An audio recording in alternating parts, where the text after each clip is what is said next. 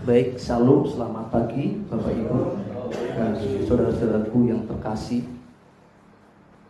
Pada pagi hari ini saya sungguh sangat bersyukur Bapak Ibu kalau di awal tahun ini kita masih bisa berkumpul bersama-sama hadir di pertemuan ibadah Natal pada pagi hari ini. Ini merupakan awal yang baik. Sebelum kita beraktivitas, kita memulai dahulu untuk beribadah kepada Tuhan. Tentu kita ingin mengerti maksudnya Tuhan. Amin. Maunya Tuhan dan rencana Tuhan dalam hidup kita. Jadi menurut saya pertemuan kita pada pagi hari ini itu tepat sekali gitu. Karena kita dapat memulai tahun yang baru, hari yang baru. Kita mulai dengan ibadah. Ini merupakan awal yang baik Pak Barnabas. Jadi saya berharap Bapak Ibu di tempat ini, ayo kita mengawali dengan baik dan kita akan mengakhiri tahun 2020 ini dengan baik pula. Amin. Jadi bukan kebetulan kalau di pertemuan perayaan Natal ini Bapak Gembala memberi tema kebenaran firman Tuhan yang berjudul Firman Natal Memperbarui Kita. Bapak Gembala dan saya berharap melalui tema yang diberikan ini, tema ini menjadi pesan penting buat kita semuanya. Amen. Di tahun 2020 ini Bapak Ibu. Tentunya ingin supaya jemaat di Lengkong Lor ini, supaya perjalanan hidup kita mengiring Tuhan di tahun 2020 ini, kita tidak mengalami penurunan, tetapi kita mengalami peningkatan terus. Amen. Dan perubahan ke arah Kristus. Amen. Makanya lewat tema ini Bapak Gembala berharap dan saya pun berharap Bapak Ibu lebih lagi giat mengiring Tuhan. Maka saya berharap Bapak Ibu fokus pada pembahasan ini supaya kita dapat memahami kebenaran dari tema ini dengan utuh. Jadi nggak sepenggal-sepenggal. Amin. Oke, mari kita belajar dari tema kita pada pagi hari ini. Firman Natal memperbarui kita. Bapak Ibu, di tema ini ada kata firman, juga ada kata Natal. Ada kata memperbarui. Bapak Ibu, apa itu firman? Apa itu Natal? Jadi sebelum kita mengupas lebih dalam lagi, kita melihat dulu apa itu firman.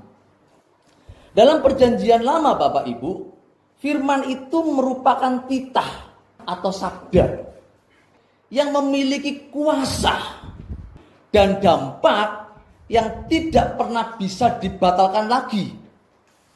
Yang disampaikan oleh Allah baik secara langsung atau melalui nabi-nabinya. Itu firman dalam Alkitab Perjanjian Lama. Kemudian dalam Alkitab Perjanjian Baru, firman itu telah menjadi daging, yaitu dalam wujud Tuhan Yesus Kristus. Firman dari Allah ini membawa kehidupan rohani kepada orang yang menerimanya dan hukuman yang adil kepada orang yang menolaknya. Bapak Ibu. Jadi firman itu, kalau kita melihat dari Alkitab Perjanjian Lama dan Alkitab Perjanjian Baru, firman itu adalah titah atau sabda dari Allah dan diwujudkan dalam daging yang berwujud Tuhan Yesus Kristus. Itu adalah firman. Kemudian Natal. Apa itu Natal? Kata Natal, Bapak Ibu, ini berasal dari ungkapan bahasa Latin sebetulnya. Dari kata dies natalis, yang artinya hari lahir. Kemudian dies natalis ini diserap ke dalam bahasa Portugis menjadi kata Natal, yang artinya kelahiran.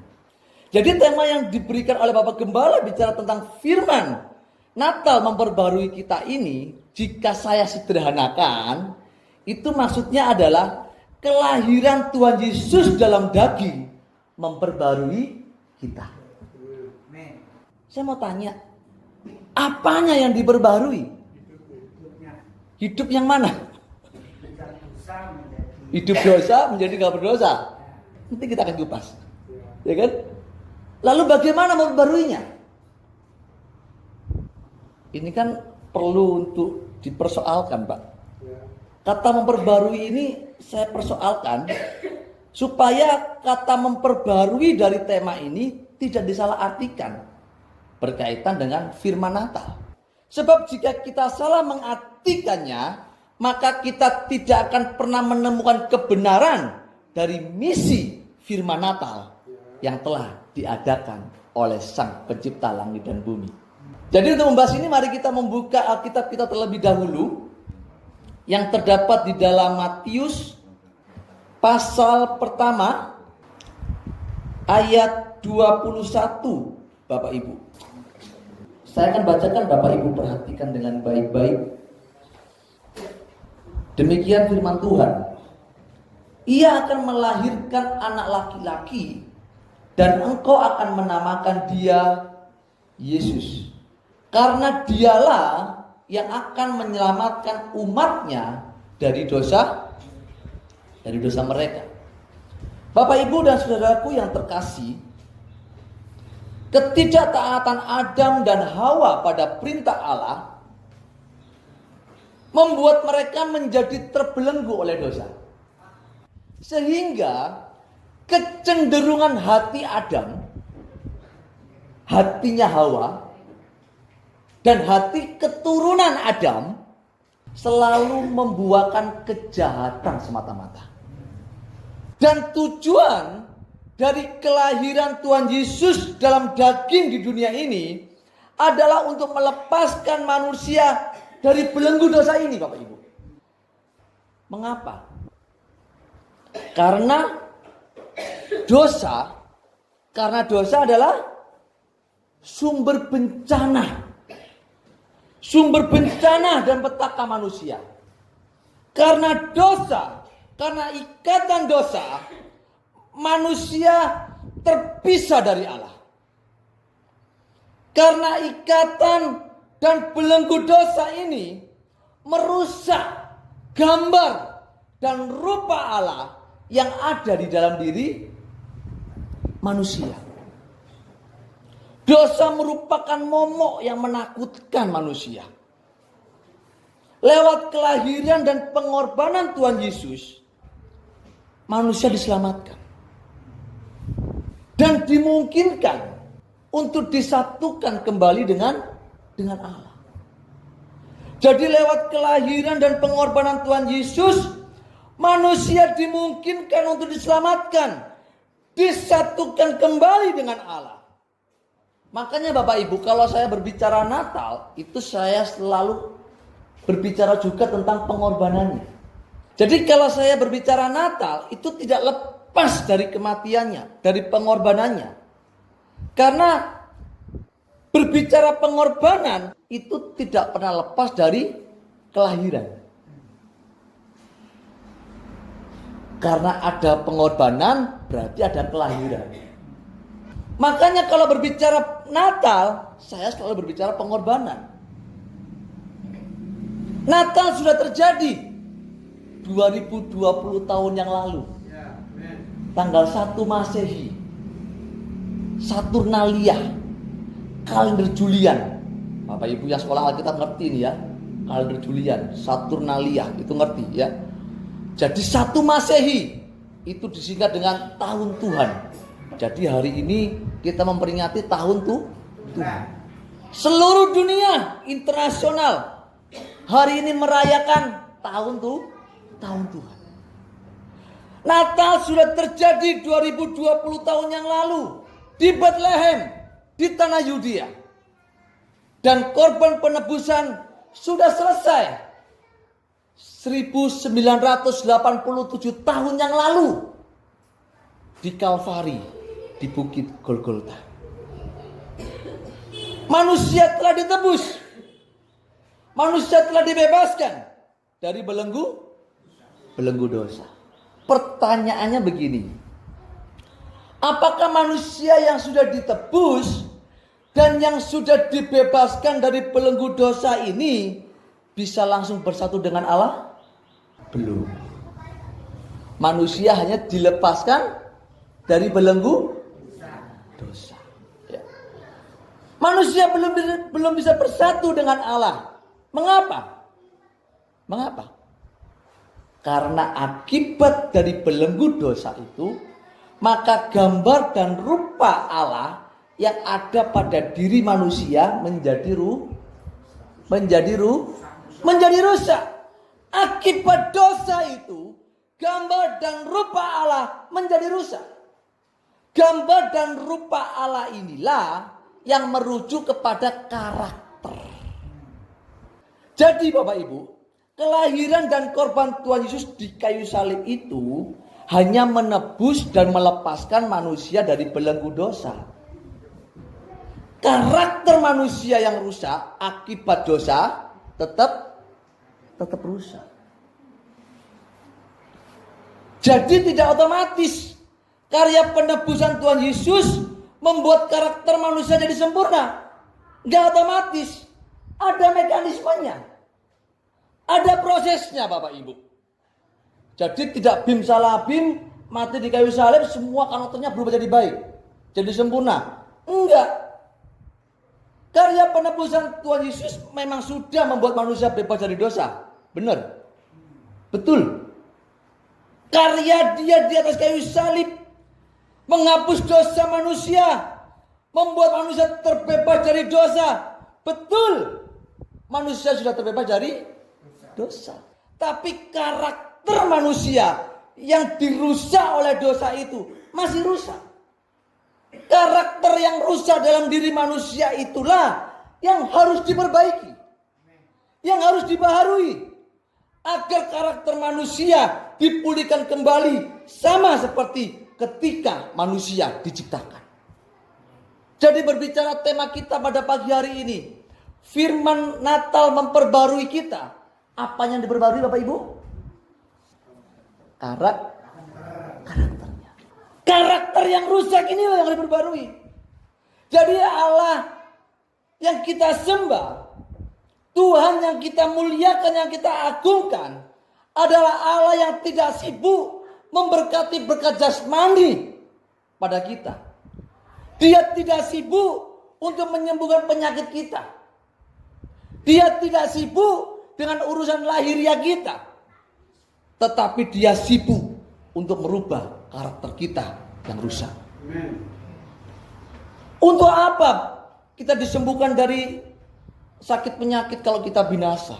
Untuk apa kita memiliki harta dunia yang berlimpah yang banyak tapi kita binasa? Untuk apa kita sukses karir kalau kita binasa? Untuk apa? Terlalu murah kalau pengorbanan dia di atas kayu salib hanya diukur dari hal-hal yang lahiriah. Dia mati di kayu salib, dia lahir ke dunia meninggalkan surga yang mulia. Dia memiliki satu visi, yaitu membebaskan manusia dari dosa, supaya karakter yang dirusakkan oleh dosa itu dapat diperbarui. Bapak Ibu harus berpikir bahwa aku harus hidup seperti Tuhan. Jadi orang Kristen masuk gereja punya kepentingan supaya pengen sembuh. Salah. Kalau pengen sembuh di rumah sakit. Pak, saya pengen supaya saya punya uang, kerja. Di gereja Bapak Ibu hanya membutuhkan kebenaran. Urusannya ketemu Tuhan supaya karakter kita diubahkan. Makanya Bapak Ibu, dia tidak sibuk dengan masalah jasmani kita. Allah yang kita sembah tidak sibuk dengan hal yang lahiriah yang kita miliki.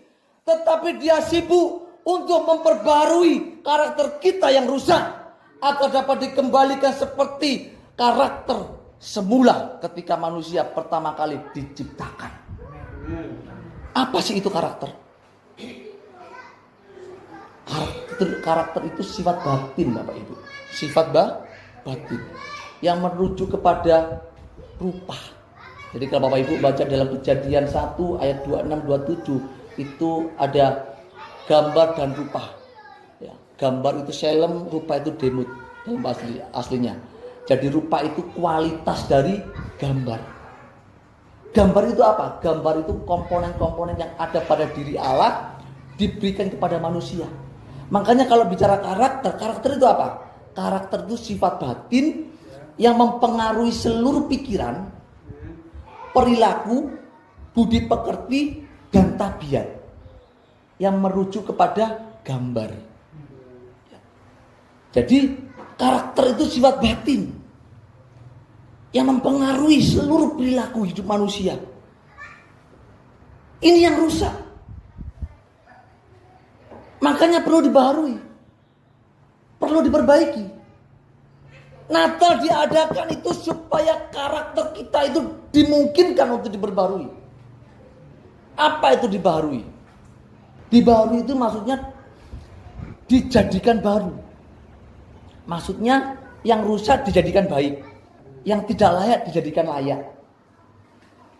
Untuk merubah yang rusak menjadi baik dan yang tidak layak menjadi layak, bisa Bim salah Bim? Nggak bisa.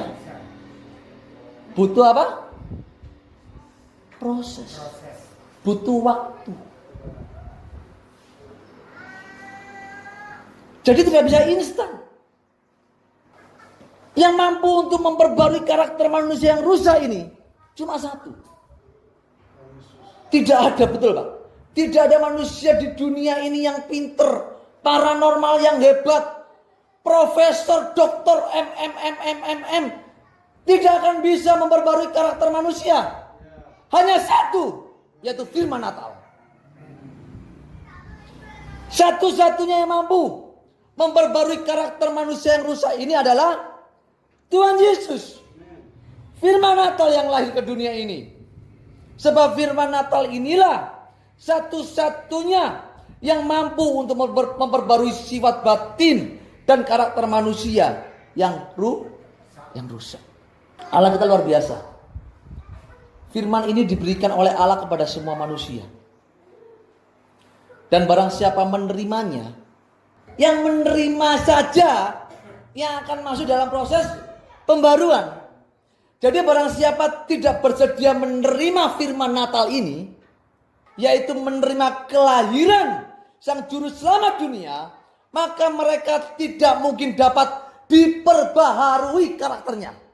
Kita buka Alkitab kita yang terdapat dalam Injil Yohanes pasal 1 ayat 11 dan 12. Saya akan bacakan, Bapak Ibu perhatikan dengan baik-baik kebenaran firman Tuhan yang akan saya bacakan ini.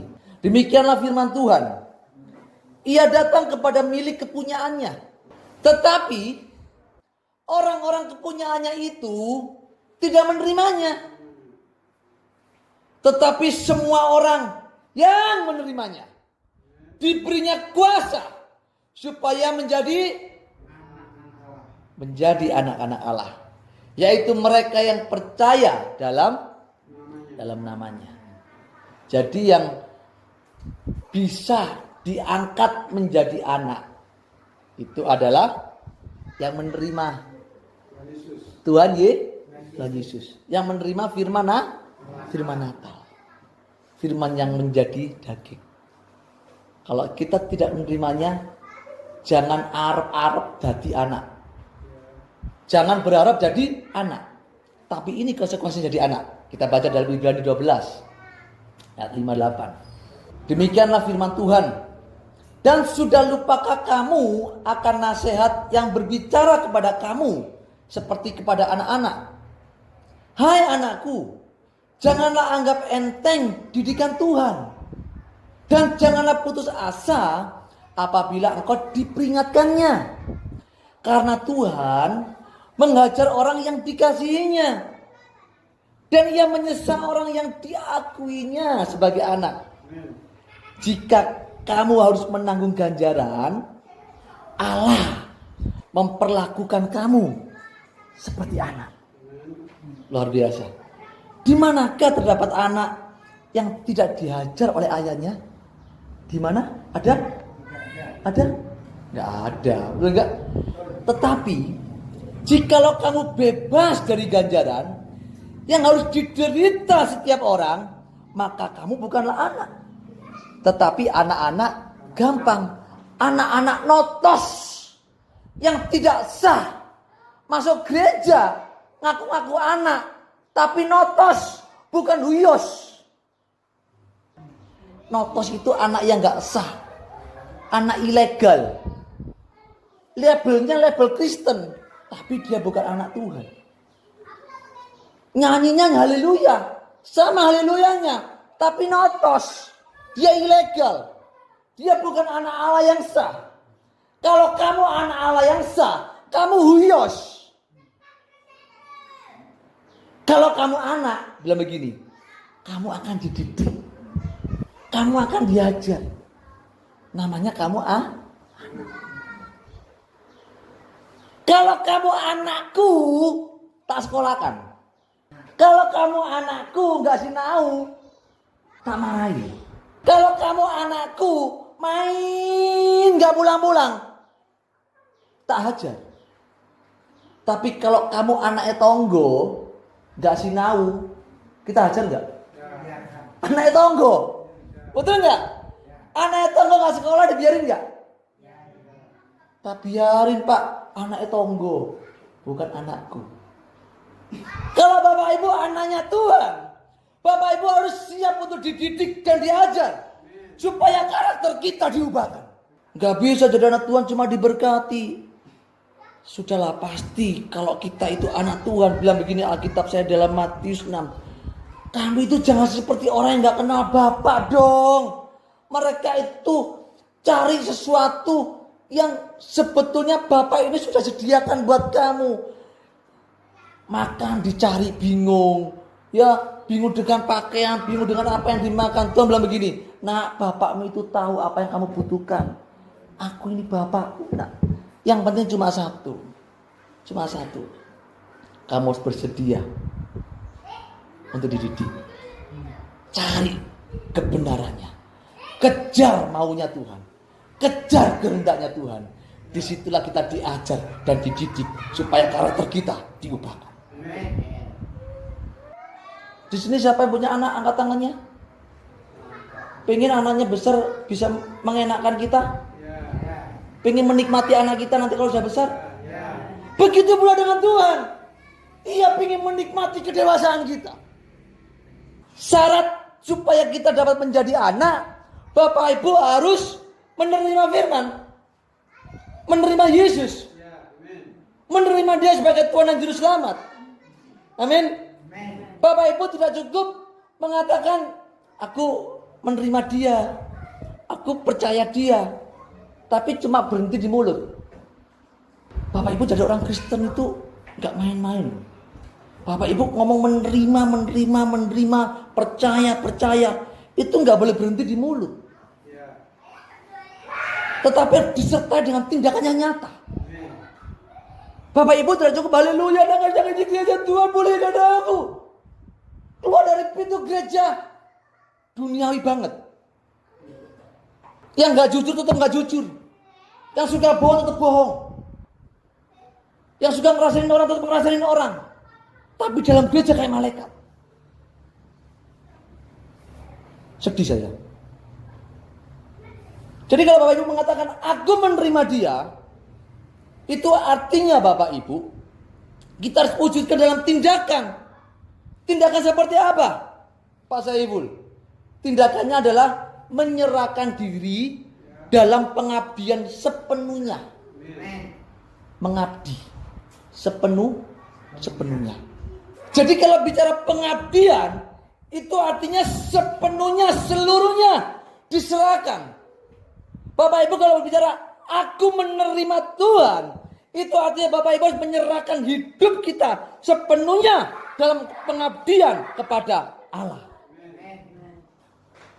Tidak bisa ditawar. Itu artinya Bapak Ibu akan kehilangan hidup. Kehilangan hidup. Bapak Ibu akan kehilangan hak. Pak, saya boleh senang? Enggak boleh senang kalau Tuhan enggak senang. Pak, saya boleh enggak sedikit aja senang-senang sendiri? Enggak bisa. Kalau Tuhan enggak senang, kamu enggak boleh senang. Itu namanya pengabdian. Kalau Tuhan perintahkan, kamu tidak boleh membangun percintaan dengan dunia. Kalau kamu mau mengikut aku, tanggalkan segala sesuatu, baru ikut aku. Jadi kalau kita berbicara aku menerima Tuhan, itu artinya kita ada dalam pengabdian sepenuhnya kepada Allah. Kita bersedia untuk kehilangan hidup.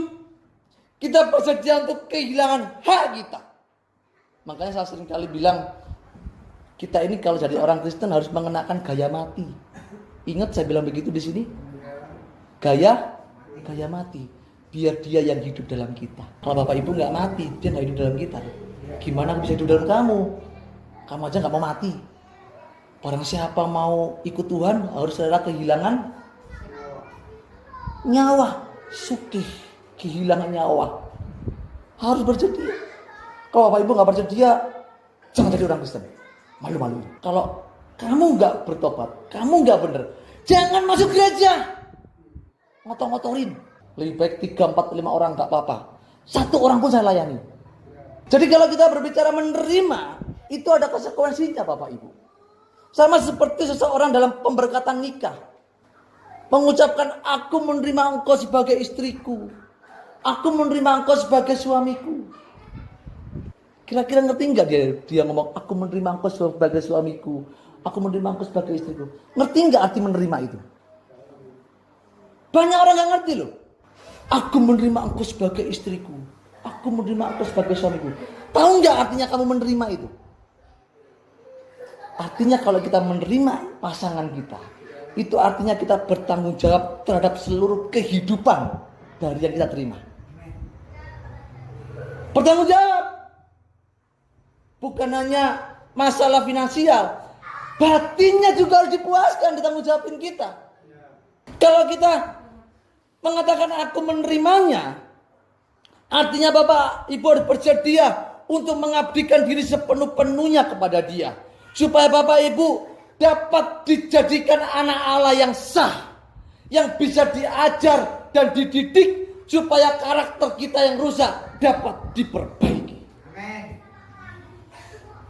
Ini gak mudah. Sabar itu mudah gak Bapak Ibu? Perlu diajar gak? Perlu dilatih nggak? Perlu. Pak, saya ini kalau di gereja sabar. Ya di gereja ngomongnya haleluya, amin, puji Tuhan, Tuhan berkati. Coba kamu keluar dari lingkungan gereja, bergaulah dengan masyarakat di luar yang tidak kenal Tuhan. Bisa sabar kamu?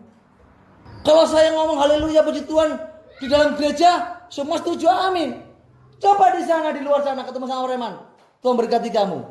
Kalau nggak kenal, sok rohani kamu. Bapak Ibu itu garam. Gak boleh garam ketemu garam terus. Jadi gudang garam. Darah tinggi. Keluar. Amin. Tuhan yang suruh kok, bukan saya. Tuhan bilang apa? Pergi. Makanya Bapak Ibu itu kalau mau menjadi anak yang diubah karakternya, Bapak Ibu harus bersedia menerimanya dengan benar. Bapak Ibu harus mau dididik.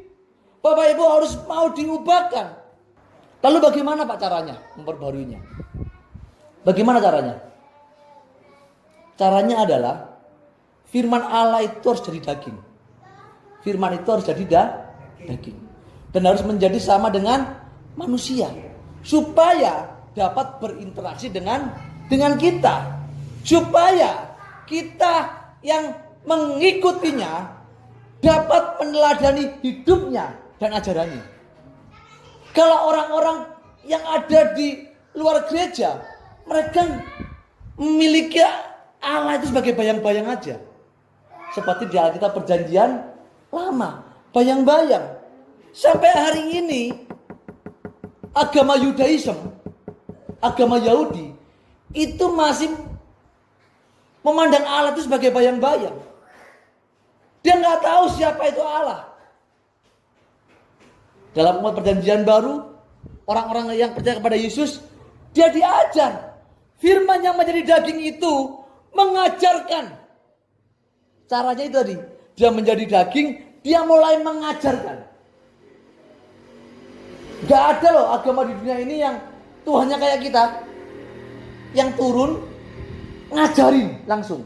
Itu nggak ada. Ada nggak di sini agama seperti itu di dunia kita? Jadi bagaimana memperbarui karakter kita?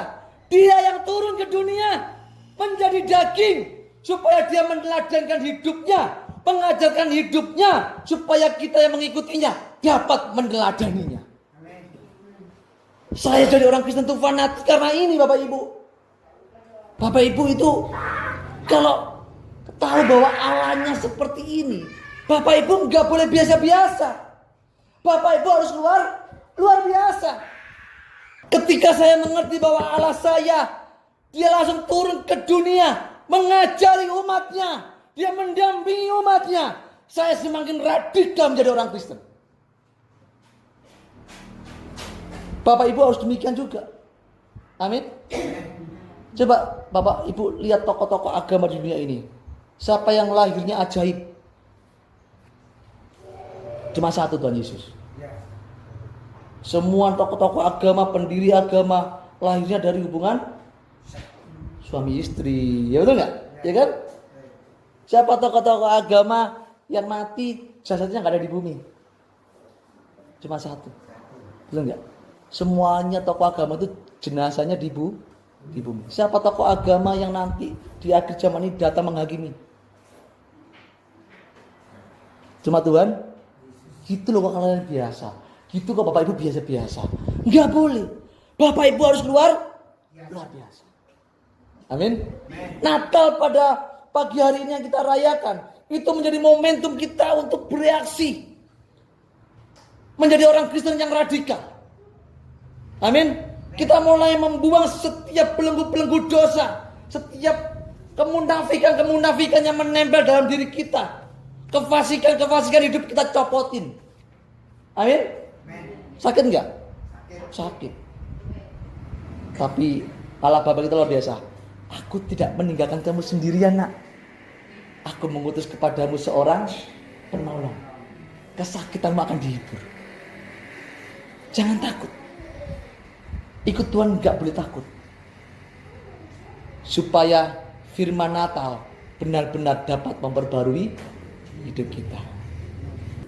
Di tahun 2020 ini, saya berharap Bapak Ibu bisa berubah dan menjadi seperti Kristus. Tuhan memberkati. Ayo kita berdoa.